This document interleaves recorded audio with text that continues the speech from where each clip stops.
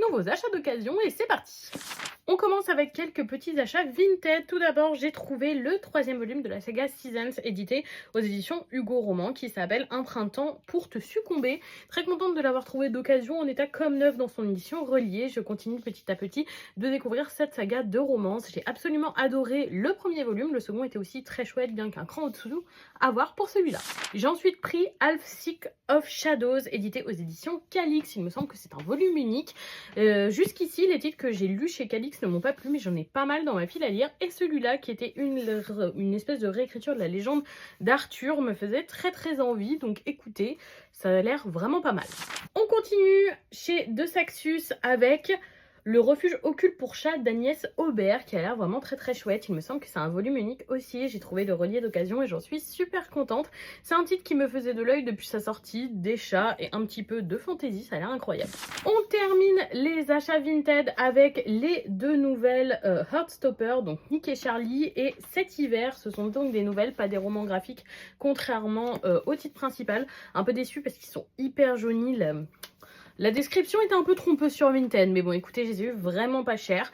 Donc voilà, trop contente de continuer, surtout que le dernier tome d'Heartstopper va bientôt sortir et pour moi, c'est un énorme coup de cœur pour cette série.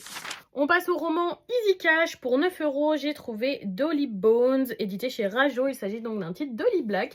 Il est assez fin comme ça et j'avais envie de découvrir autre chose Dolly Black que la série Le Prince Cruel et ses dérivés. Donc je suis partie là-dessus en espérant que ça me plaise. Et c'était pas du tout sur ma wishlist, donc petit imprévu, mais que j'ai trouvé à Easy Cash. Pour 16 €, j'ai trouvé La main de la bête, édité aux éditions Corrigan, dans son édition reliée également. Le synopsis m'a fait envie parce que le titre a l'air assez original, donc écoutez, j'espère pouvoir vous faire un retour prochainement.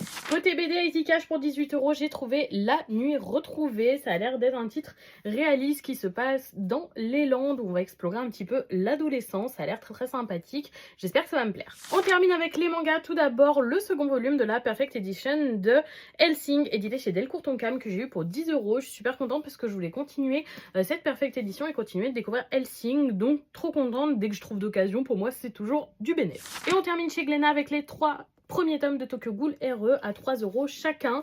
J'avais vu l'animé, j'avais trouvé qu'il était un peu brouillon. Pour moi, le manga sera bien meilleur.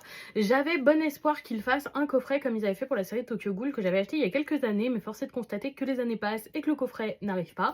Donc il est temps de me lancer et de redécouvrir ce titre, cette fois au format papier.